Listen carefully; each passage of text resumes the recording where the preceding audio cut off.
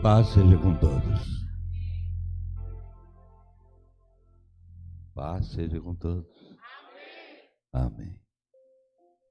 Eu queria, antes de fazer a leitura, eu queria que vocês orassem para que o que Deus pôs do meu coração, o seu coração esteja aberto para receber.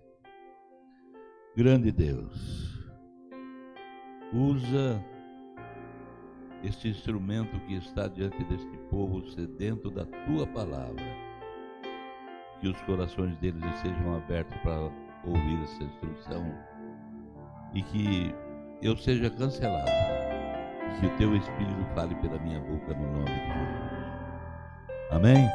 Podeis assentar? Antes da leitura eu quero fazer um comentário com vocês. Vocês já procuraram emprego numa empresa, quem já se empregou numa empresa organizada, não precisa ser muito grande, mas a empresa que é organizada, o que ela faz quando você vai trabalhar lá? A primeira coisa que ela faz é apresentar a empresa para vocês e depois chamar você para um treinamento. E como é que é feito esse treinamento? De acordo com a função que você se elegeu.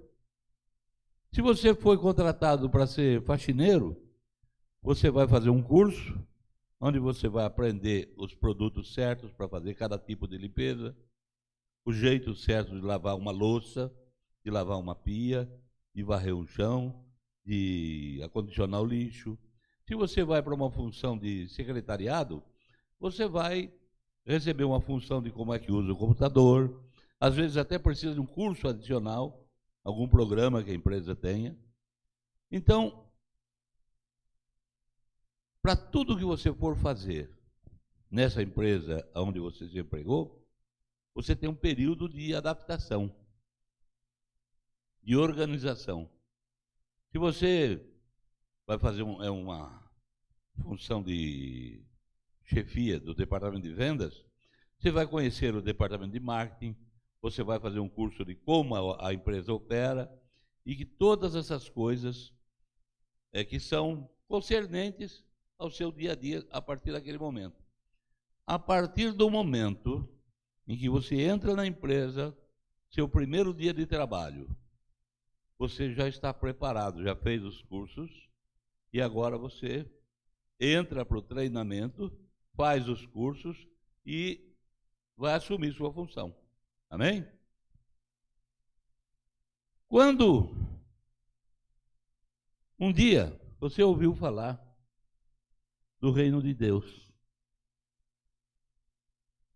e Deus convocou você, não foi só para ser crente, para vir aqui e ouvir. Não, não, não.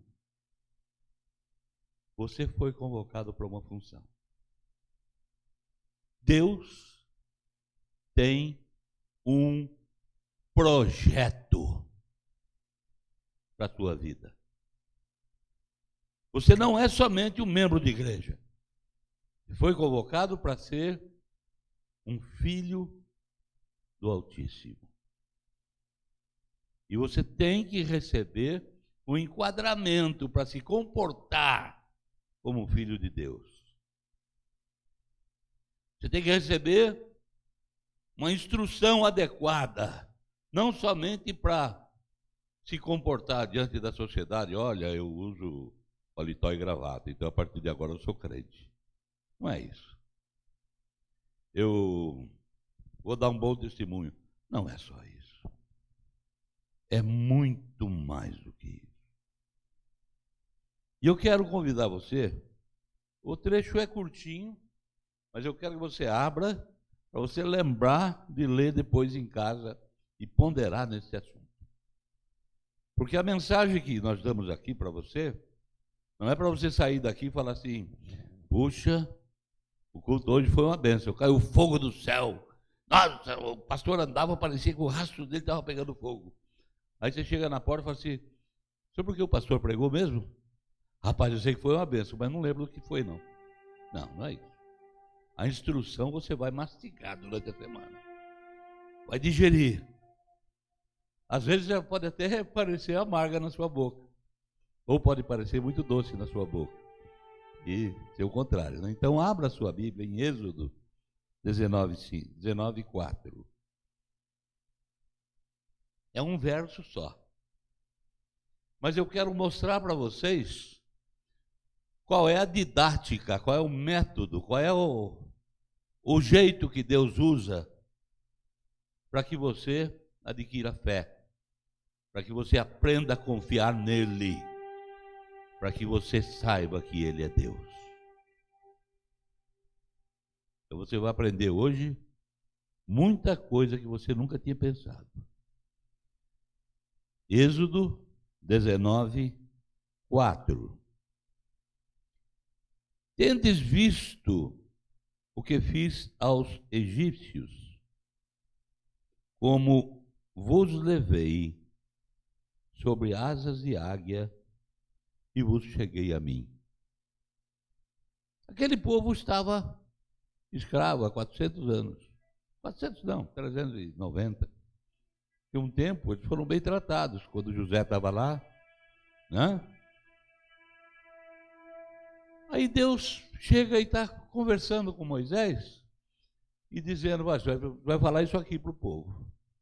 Vede como eu trouxe vocês até mim, como sobre asas de águia.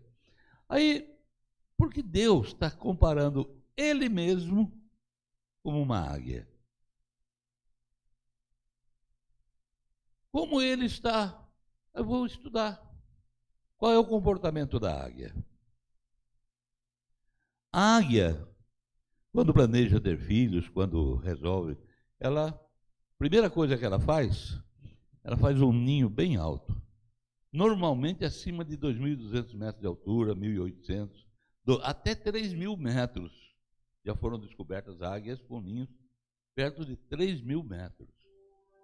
E ela pega um buraco na rocha, entra, sai pelo campo e traz ramos para montar uma estrutura de um ninho. Depois que o ninho está tecido, ela vai tecendo com o bico o ninho, preparando para ser a mamãe águia. Ela ainda não é, mas ela sabe que chegou o tempo dela.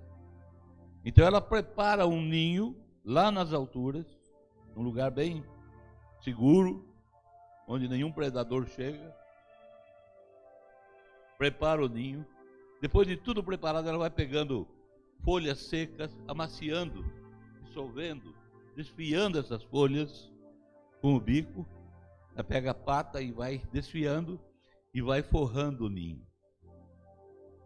Aí ela bota os ovos ali. 2, 3, às vezes um só. Mas ela começa, como está bem alto, é frio. Ela perde um bom tempo chocando aqueles ovos, colocando o seu corpo sobre os ovos para que eles venham a picar e nascer as águiazinhas. Quando chega perto da data de nascer as águiazinhas, o que ela faz? Ela está com tanto apetite de ser mamãe, está com tanta vontade, com tanto amor por aqueles filhotes, que ela começa a tirar penas do peito dela, com o bico, com a patinha dela, e ela começa a forrar para ajudar a aquecer o ninho. E finalmente as águiazinhas os ovos vão eclodir. Palavra bonita, né? Ovos eclodir, que bonito. E as águiazinhas vão nascer. E o que ela faz? Como o ninho está bem quentinho, ela deixa o ninho bem quentinho, sai, caça, volta e coloca comidinha no bico das águiazinhas. E as águiazinhas falam assim, puxa vida, como a mamãe me ama. Ela tirou penas do próprio peito para esquentar o ninho para nós. Ela sai, caça, chega aqui, tira o melhor da caça e ela coloca lá no nosso biquinho. Como a mamãe me ama. Assim as águiazinhas vão crescendo e vão se fortalecendo. Um dia perguntaram para um rabino assim: quando a gente vem para a igreja a primeira vez, eu fico tão contente que dá a impressão que todo mundo me ama, que Jesus me ama. Parece que eu estou no colinho dele o tempo todo. O tempo todo, basta eu pensar, já estou emocionado. Não é assim que acontece? Mas o tempo vai passando e dá a impressão que Deus se afasta da gente. Tem dia que parece que está solitário. Você tem que fazer um esforço para chegar perto de Deus. Aí, sabe o que o rabino respondeu? Falou assim: olha, é igual a vida natural da gente. A criança nasce e fica o tempo todo no colinho da mãe, tomando leitinho. Quando vai para o colinho do pai, ele fica sacudido. E já viu? Vô, pai, mãe, parece bobo quando vê uma criança no colo. Fala uma língua que ninguém entende. Tem impressão até... O pai fica até meio abobado. A mãe também, né? Tio, então, principalmente quando é o primeiro, né? É o primeiro bebê da família. Mas chega um dia que essa criança começa a ficar de pezinho. E o que acontece? Como é que você faz? Você coloca o nenê ali de pé e fala para ele aprender a andar. O que você faz? O que você faz? Chama ele, né? Vem papai, vem papai. E quando ele dá o primeiro 2 passinhos, você já agarra ele de volta. Ele deu o primeiro passinho. E mais você vai afastando. Cada dia mais. Até dia que ele sai do colo da mãe, numa ponta da sala, e vem até a outra. E você filma e manda para os primeiros passinhos do bebê para todos os parentes da internet. Assim também é na nossa vida com Deus. Deus também quer que você se desenvolva. Ele quer que você, primeiro dia, você vai deixar o nenê na escolinha. Ele está com 3 aninhos. Já aprendeu a correr, já aprendeu a montar o Lego, já. Os primeiros dias, você vai lá na escolinha. O que você faz? Entrega para a tia. Vem, senta no carro e fica olhando. E a criança berrando. Sabe o que a criança está pensando? Eu pensei que a mamãe me amava. Me abandonou aqui e foi embora. A águiazinha está crescendo.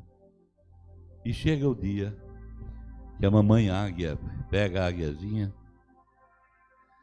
estende a asa assim, coloca a águiazinha no seu cangote aqui, ó, e chega na beira daquela toca onde ela tem o ninho e se lança ao espaço.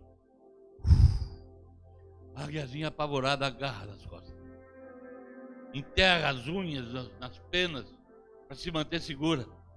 E ela vai. E a águia vai. Está 2.000 metros, 2.500, 2.600 metros. A águiazinha está lá em cima, apavorada. De repente, a águia faz assim, ó. E a águiazinha é lançada no espaço. E ela vem caindo. 2.000 metros. Eu pensei que a mamãe me amava. Me tratou tão bem para agora me jogar no espaço, me matar. E ela vem tentando bater as asinhas, tentando voar, e não consegue, porque ela está fraquinha ainda. Ela não tem muita força. E ela vem sacudindo as asas e não consegue. E ela, a águiazinha, então, 1.000 metros, 800 metros. Ela falou: morri. Eu vou me esborrachar. E a gravidade fazendo o serviço dela, acelerando cada vez mais. A hora que eu bater lá embaixo, não vai sobrar nem uma pontinha do bico para contar a história minha. Não vai sobrar nada. E a gravidade acelerando. Aí, chega 200 metros, 100 metros. Ela Ela levanta o olhinho para o céu, olha as nuvens de onde ela veio, e de repente, a águia que tinha abandonado o filhote sai como uma flecha do meio da nuvem mais próxima, passa por baixo da águiazinha e ela se acomoda de novo.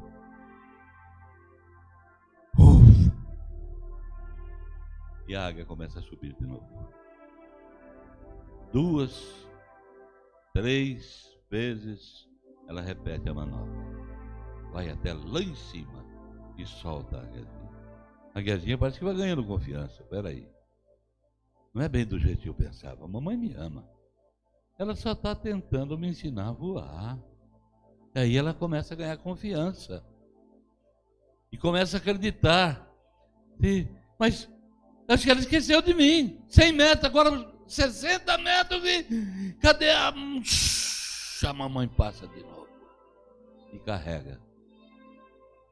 E essa águiazinha, quando volta para o ninho, ainda não aprendeu a voar. Esse exercício repete 5, 6 dias seguidos. A águiazinha desce do cangote da mamãe e a mamãe vai para o irmãozinho dela, né? Aquele que chegou, olha para o irmãozinho e fala: você não sabe o que vai passar agora. E a águia repete com o filhote, com o segundo filhote, e quando tem 3, até o terceiro filhote. Mas o tempo passa, depois de 5 ou 6 dias, a águiazinha já está voando do lado da mamãe. Ela já se desenvolveu. Começou o princípio do aprendizado e de confiança. Ela já está aprendendo a exercitar o seu olho de águia.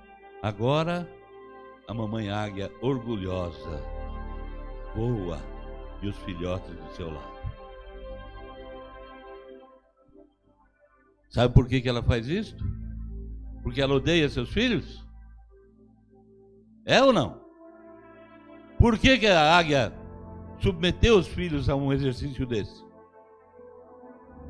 Para ensinar eles a voar.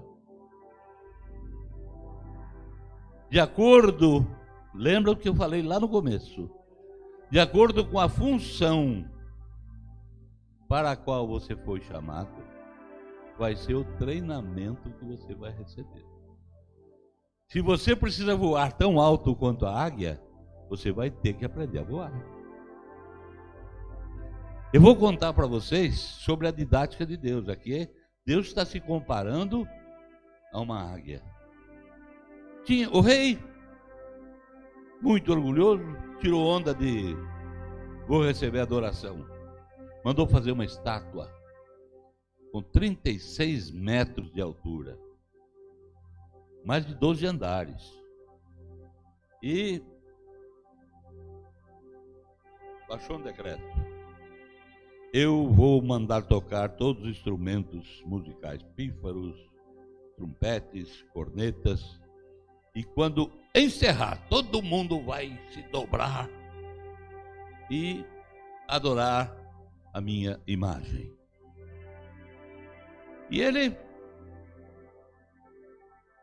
de acordo com o planejamento dele, marcou o dia da inauguração. Só que tinha uns meninos que vieram da Judéia, que vieram lá da Palestina, que não estava muito a fim de obedecer esse decreto. Bom, a estátua e a grande inauguração da estátua, que o rei haveria de receber adoração. Eu quero que vocês compreendam que um decreto do rei naquele tempo era como se fosse um decreto divino. O povo achava que o rei era o Deus deles. Não demorou nada. Já chegou no ouvido do rei uns fofoqueiros. Sabe aqueles caras que você preparou e colocou como príncipes, como prefeitos, como governadores? Quando o pífaro tocou, quando a corneta parou de tocar, todo mundo se dobrou e adorou a tua imagem. Menos aqueles 3. Ananias, Misael e Azarias. O rei falou: o quê? Tem alguém que ousa desafiar o meu decreto? Mandou chamar os meninos. Olha, rapaziada, vocês não entenderam direito o decreto. Vocês leram com muita pressa, no meio de muito documento.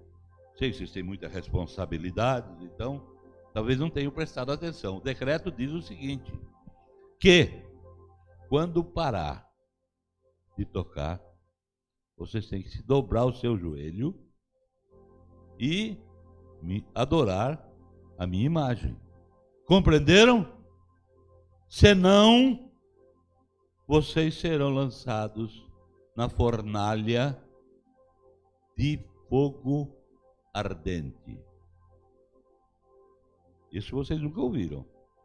A humanidade estava passando da era do bronze para a era do ferro.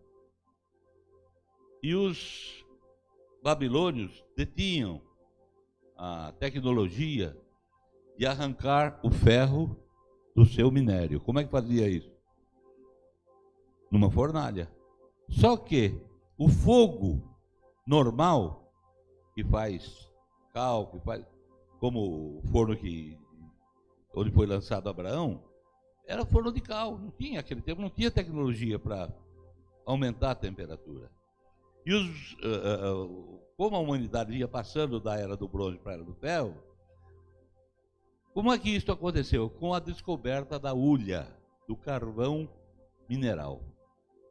Quando acrescia em cima da lenha o carvão mineral, e o carvão mineral se transformava em brasa, a fornalha aquecia, na linguagem do rei, 7 vezes mais.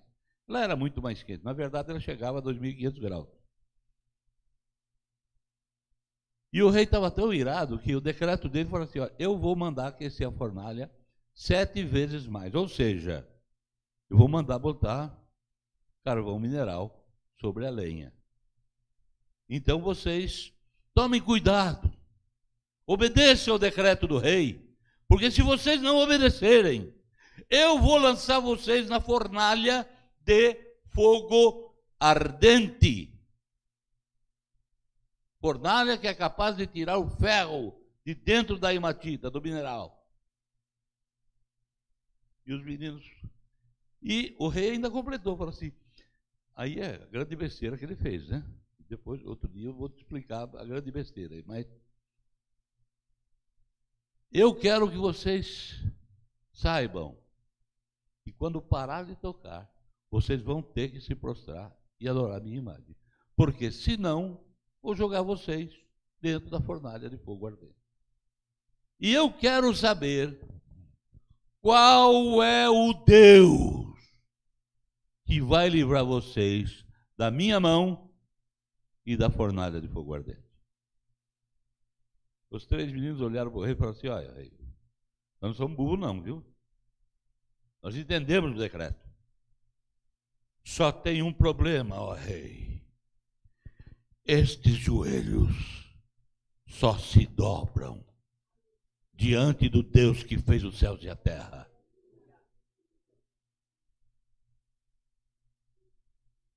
E vou responder a sua pergunta, ó rei. Não perderam a compostura nem a educação. Ó rei, né? O nosso Deus pode nos livrar da tua mão e até da fornalha de fogo ardente.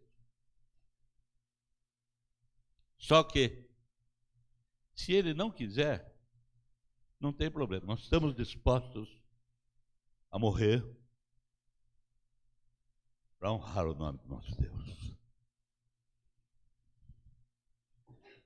O rei chamou 3 guardas bem parrudos, bem fortes, amarrou os meninos bem amarrados, cerraram bem cerrado com as cordas, e esses homens mandou aquecer a fornalha. A fornalha estava, né? Mandou aquecer a fornalha e falou, agora vocês vão pegar esses meninos e abre a boca daquela fornalha ali e pode jogar eles, porque eles ousaram desafiar um edito real. Eu quero que vocês compreendam o seguinte: Daniel não dava. Daniel estava orando de uma forma separada. Quando ele soube da situação, o que ele faz? Ele dobra os joelhos e pede a Deus o socorro. Esta é uma imagem, é uma coisa que eu imagino.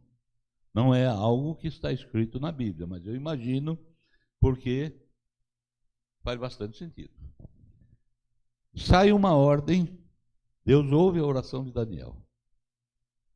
Chama o Miguel e fala assim: olha, vai socorrer os meninos que vão ser lançados na fornalha de fogo. E sai as carruagens de fogo voando sobre os céus da Babilônia. Lembram-se de um combate que teve no céu que durou um certo tempo, e uma mensagem que vinha para o Daniel? Este combate no céu, eu imagino, entre os carros que vieram da parte de Deus e os demônios que tentavam impedir o socorro do céu chegar perto dos meninos. Então eu imagino a situação assim. Imagine o Miguel na carruagem da frente e nessas alturas o rei já mandou amarrar os meninos. Já está pondo os meninos no ombro dos soldados. Soldados fortes, não eram os meninos fraquinhos, não. Soldados fortes. E eles estão correndo na direção da boca da fornalha para jogar os 3 adoradores do Altíssimo. E o Miguel percebe que a correria tem que ter pressa. Mas o combate está grande. Os demônios não querem deixar que o socorro chegue. Né? E os meninos, o que eles estão sentindo? Amarrados, prestes a ser jogados numa fornalha que derrete até pedra. O que eles estão pensando? Confiança absoluta em Deus. Confiança absoluta no Deus que fez os céus e a terra. Entenderam o nível de confiança que Deus quer que você tenha nele?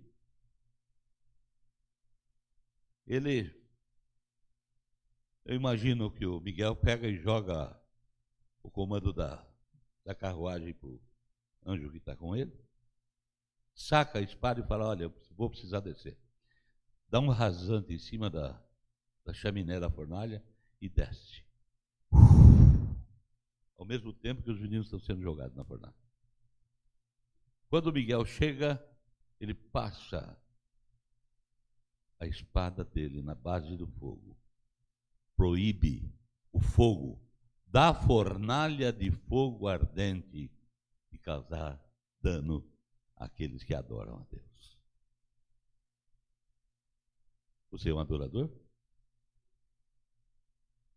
Às vezes a fornalha parece quente, né? Às vezes a queda parece longa demais. O chão está se aproximando muito rápido. Mas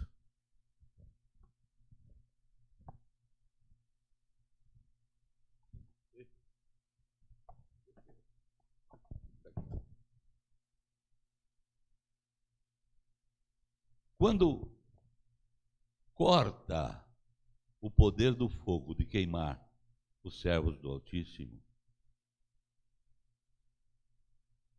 o rei sádico, né? Ele era mau, queria receber adoração. O que ele faz? Ele vai ver os meninos virar churrasco lá. Né? O que aconteceu? Peraí. Chamou o secretário. Não foi 3 que nós lançamos lá dentro? Foi 3. Sadraque, Mesaque e Abednego. Eu estou vendo 4. E um deles é semelhante aos filhos do Deus vivo. Aí, Ô, meninos, o que está acontecendo? Ah, tomando um bronze aqui na fornalha, né? Mudar a cor um pouco. Podem sair daí, que agora eu sei que o Deus de vocês pode livrar. Seu Deus pode livrar, até da fornalha. Agora, imagine a situação, os meninos lá dentro falam assim, ué, você não disse que é Deus? Entra aqui, vem tomar um bronze conosco aqui, né? Entra aqui também. Imagina se o rei entrou. O rei não ia querer passar por uma situação daquela. Veja bem, quando você precisa de um exército forte, você convoca os recrutas e coloca eles numas espreguiçadeiras à beira da piscina, suquinho de laranja, e vai formar o melhor exército da terra. É assim? Como é que um soldado é treinado? Goethe, um dos maiores filósofos alemães, diz o seguinte, que a borrasca forma o caráter, mas a diversidade forma o caráter, mas a borrasca que vai forjar o homem. Borrasca é uma tempestade muito forte. Aquela tempestade de vento, parece que vai carregar você para longe. Isso é uma borrasca. Então, quando você vai para o exército, você é treinado como? Levanta 4 da manhã, toma um golinho de café preto e vai para a marcha, ordem unida, até 2 horas andando. Aí chega no lugar onde tem um brejo, você pega o seu fuzil, levanta. Quem serviu o exército aí? Sabe que é assim, né? Levanta o fuzil para não sujar ele, para não enferrujar, e atravessa os brejos. E depois sobe em árvores. E um treinamento intenso. Quando volta, 7 horas da manhã, você volta, toma um café com doce, queijo, marmelada, tudo do bom e do melhor. Eu, pelo menos, fui fuzileiro naval e a comida lá é boa, viu? É uns pedação de... parece o queijo daqueles... aqueles queijão grande assim. E você corta quanto você quiser. Porque você precisa repor energia. E aí vai para a ordem unida. Aí você vai fazer exercício no pátio, até as 10 horas. São mais 2 horas e meia de exercício. E aí você vai adquirindo músculos. Aí tem os testes. Depois de 3 meses, você vai passar pelo teste final, onde vai separar os homens dos meninos.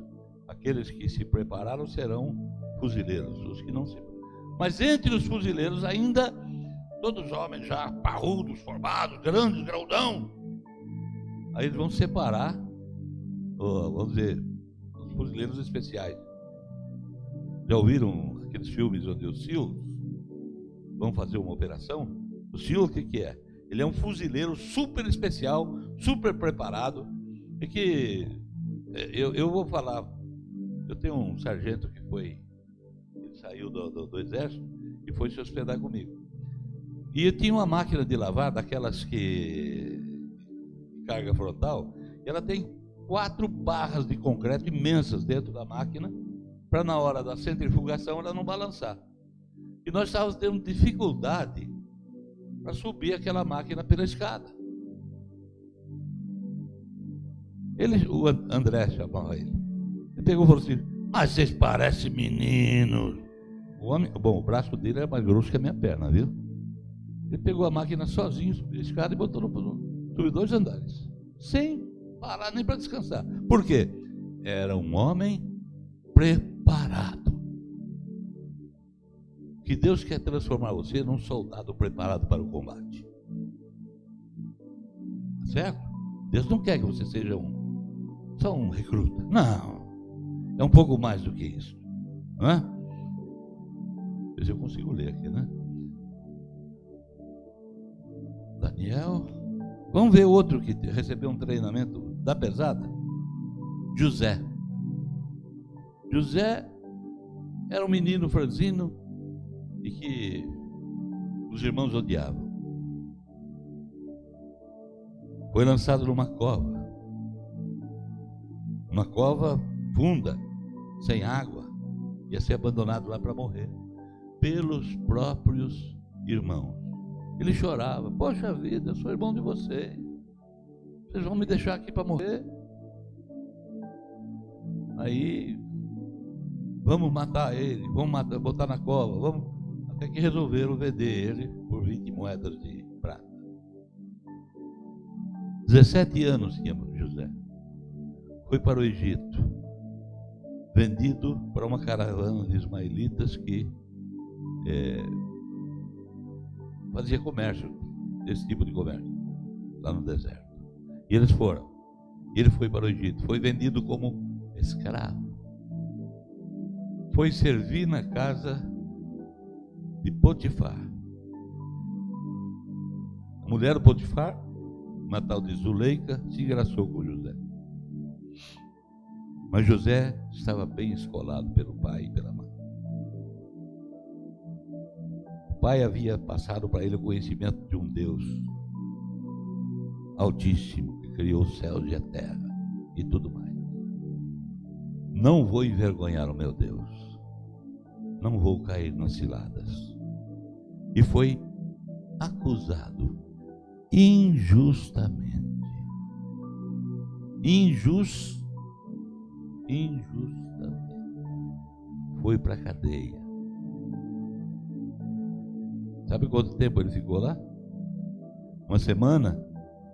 Um mês, 11 anos depois, o chefe da guarda, percebendo que ele era um homem de confiança, um homem especial, um homem que tinha o temor de Deus, o José recebe a visita de 2 prisioneiros especiais, o padeiro e o copeiro do faraó. Eles têm um sonho. José era especialista em sonho, né? Só sonhava. Tá certo? Então agora José interpreta os sonhos dos 2. O copeiro volta a servir o faraó e o padeiro vai ser morto, sentenciado. E o José, antes do copeiro sair de lá, falou assim: quando você estiver com o faraó, fala para ele que você conheceu um cara legal aqui, que interpreta sonhos, que é bonzinho e tal. E aí quem sabe, e fala que foi preso injustamente por causa de uma mentira.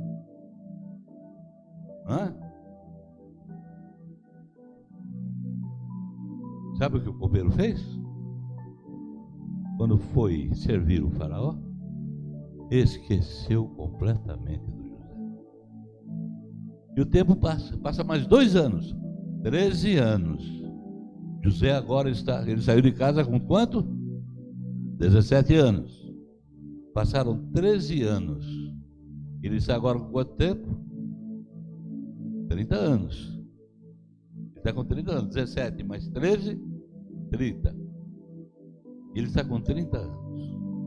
A idade que Jesus começou o ministério dele. Já passou pelas provas. Nunca você ouviu falar. Não há registro de nenhuma queixa de José. Poxa vida, eu tenho sonhos, meus irmãos querendo me matar. Eu tenho sonhos, cadê os sonhos que Deus me deu? Estou preso no Egito. Nunca ele reclamou. Todas as provas que Deus submeteu José passou com louvor. Mas um dia aconteceu um negócio desesperador para os egípcios. O faraó teve um sonho. E aí a coisa azedou. Porque o faraó não achava quem interpretasse o sonho. O faraó começou a ficar nervoso, chutar as cadeiras da sala do trono. E o copeiro lembrou, falou: peraí, vai sobrar para mim já, vai me mandar para a cadeia de novo. E não sei se o Zé está lá, né? Vai sobrar para mim. Aí ele chega para o faraó, na hora de servir o vinho do faraó, fala: faraó, tem um cara lá na cadeia. Ele é expert em sonhos. Ele interpretou direitinho o sonho que eu tive, que o padeiro teve. Contou a história. Falou, traz ele. Prepararam o José, barbearam ele, deixaram ele bonitão para se apresentar. E o que aconteceu? a maior história de progresso de todos os tempos da humanidade aconteceu. Um homem que estava na situação mais miserável, privado do direito de votar, de ir e vir, qualquer direito. O prisioneiro não tem direito de nada.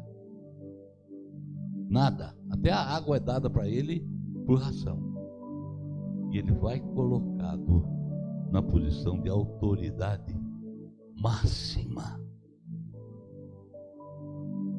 Sai da posição de prisioneiro e vai para a condição de autoridade máxima do Egito. E o faraó diz mais, colocou sobre ele uma túnica nova, colocou sobre o pescoço dele um cordãozão de ouro, uma corrente de ouro bem pesada, colocou na mão dele o selo do faraó, fala: ninguém levanta um pé no Egito se você não der a ordem. Que autoridade? É autoridade muito grande. Vocês vão perceber que todos os homens que Deus chamou para uma missão especial recebe um treinamento especial. Lembra? Você se lembra? Você não foi chamado para ser crente. Ser crente é fácil. Até o diabo é crente. Você acha que o diabo não crê em Deus? Você foi chamado para uma missão especial. Você foi convocado para uma igreja especial, que vai te dar um treinamento especial para que você possa reinar em vida. Deus tem para você uma grande função, um grande trabalho. Por isso Deus te dá oportunidade de receber um treinamento especial.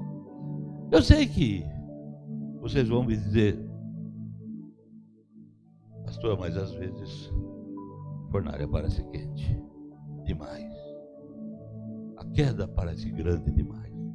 Lembra Davi? Davi foi ungido rei com quantos anos? 13, 14 anos, menino. Aí ele vai, enfrenta um gigante. Aí o rei passa a perseguir ele. Ele tem que correr, ele tem que fugir. Ele tem que ter um comportamento diferenciado de rei. É o tempo do treinamento. Eu acho que você está passando esse tempo de treinamento, e de acordo com a vontade de Deus, esse treinamento às vezes se prolonga. O de José durou 13 anos. O próprio Paulo passou 3 anos sendo treinado na Arábia. Davi passou uma temporada antes de assumir o reinado. Foi uma escola dura. Deus tem uma didática especial para testar a sua confiança nele. E tá o pai e tá o filho, viu? Vou te contar o detalhe. Jesus, filho de Deus, vai usar que método para ensinar os seus discípulos? O mesmo de Deus. O que ele faz? Quando conhece os discípulos, fala assim: olha, quem manda no mar sou eu. Põe a rede desse lado aqui, você vai ver como é que se pesca. Aí ele mostrou quem que manda. Primeiro encontro de Jesus com os discípulos no mar. Segunda vez que ele está no mar, o que acontece? Ele está dormindo no fundo do barco e a tempestade ameaçando engolir o barco. Chama o mestre lá que o mar vai afundar, ele tem que pelo menos estar acordado para nadar. Aí Jesus aparece e fala: homens de pouca fé. Era o treinamento. Era o treinamento. A morte chegar perto e você confiar que aquele vento, aquela tempestade não pode engolir o Criador. Não pode derrotar o Criador dos céus e da terra. Porque através dele, nada do que foi feito se fez. Então, os discípulos tiveram aí a segunda prova. da autoridade de Jesus. Mar, quieta-te.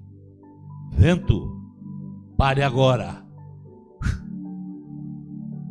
Até os discípulos que conheciam Jesus, viram Jesus expulsar demônios, curar pessoas, viram tudo isto.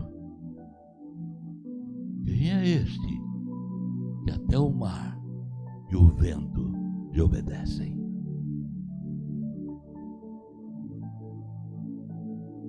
Agora Jesus chega para eles e fala assim, terceiro encontro no mar. Jesus chega para eles e fala assim, entra no barco, vai para o outro lado, que eu vou orar no monte e já vou encontrar vocês. Tá bom? Aí o Pedro, o pescador, falou, peraí, deixa eu estar olhando o tempo aí. Vai vir um temporal brabo aí, nós sozinhos lá no meio do mar, não vai prestar não. Isso não vai dar certo. Enfrentar, vamos deixar para ir amanhã cedo. Jesus falou, a ordem eu já dei, você só tem que obedecer. É parte do treinamento. E se lança ao mar, debaixo da autoridade de Jesus, vão embora. Primeira vigília, 9 horas da noite. Segunda vigília, meia-noite, começa o vento a soprar. Começa a tempestade. Quebra o primeiro remo. Quebra o segundo, quebra o mastro, quebra o leme. E agora aqueles caras estão apavorados, à deriva. Não tem um remo, não tem um leme, não tem um mastro, não tem uma vela, não tem mais nada. E agora? Eu avisei Jesus. Parecia que Jesus me amava. 3 anos e meio fazendo esse treinamento com ele, e agora manda a gente para a morte. Que perda de tempo lamentável. E o couro comendo, o vento uivando, e o mar se levantando, água entrando no barco, e um discípulo pega a canequinha e joga a água para fora, e o outro, aí um deles fala assim, olha, eu estou escutando um barulho, parece um assovio. É o vento que está assobiando. A gente vai morrer já já. São 3 horas da manhã, a borrasca está forte. Segunda vez que eu uso borrasca hoje. A borrasca está intensa, o mar vai engolir o barco já já, e nós vamos todos morrer. Aí começa a escutar um assobio.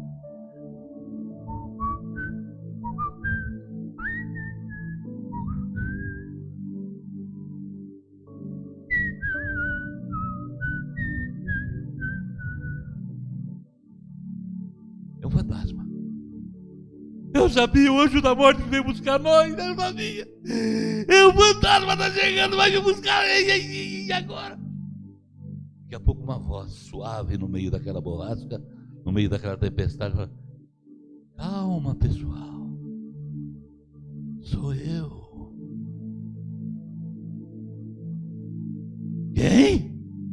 Eu? Jesus? Não é possível. Pedro, não, senhor, peraí.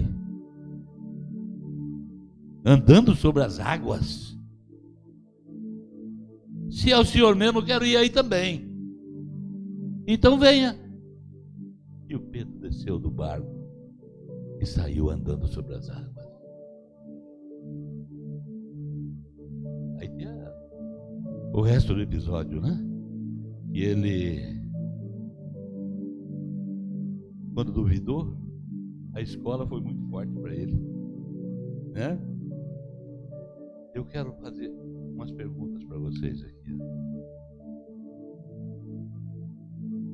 Lembra da águiazinha? A queda está parecendo muito longa para você? A mamãe águia está atenta. Se a queda está muito longa, não se preocupe. Seus olhos têm que estar no alto. É de lá que vem o teu socorro. É de lá que a mamãe águia vai sair e socorrer. Tá certo? O rugido dos leões está incomodando você? Se o rugido... só pode rugir. Ele não pode abrir a boca e morder. Sabe por quê? Você é um dos santos do Altíssimo. Não tem como. Olha, na sequência, a fornalha parece quente para você? Esse fogo que derrete o aço faz nada com os santos do Altíssimo. A fornalha que parece muito quente aos olhos dos homens não pode te atingir. Não tem jeito. Quebrou o último remo?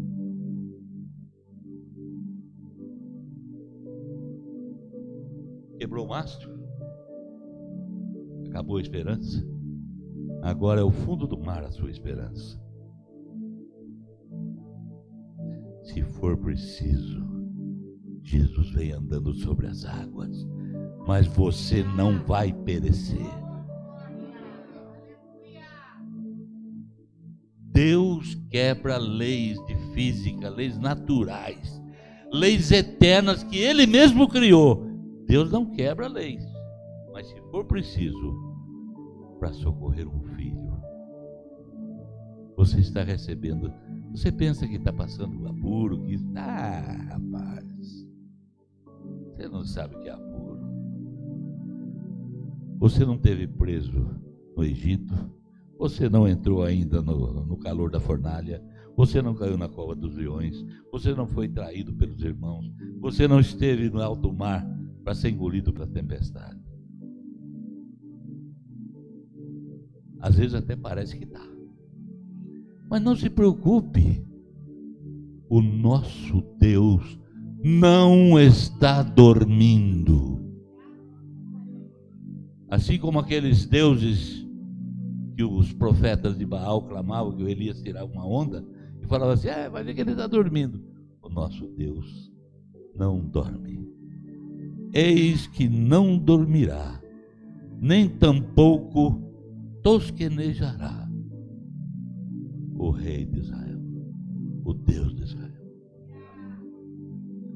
Os menores detalhes da sua vida, Ele conhece. Eu sei que às vezes você pode parecer que o chão está chegando rápido demais. Pode parecer que a fornalha está quente demais.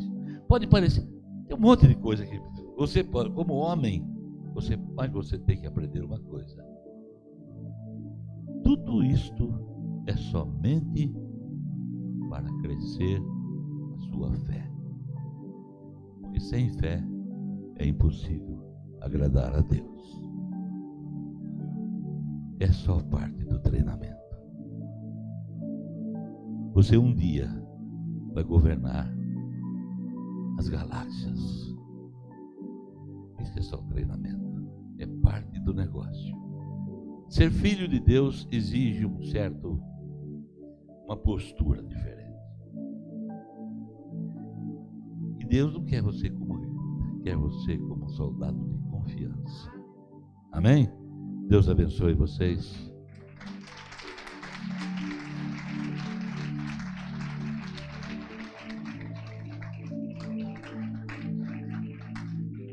Espero que da próxima vez você não fale assim.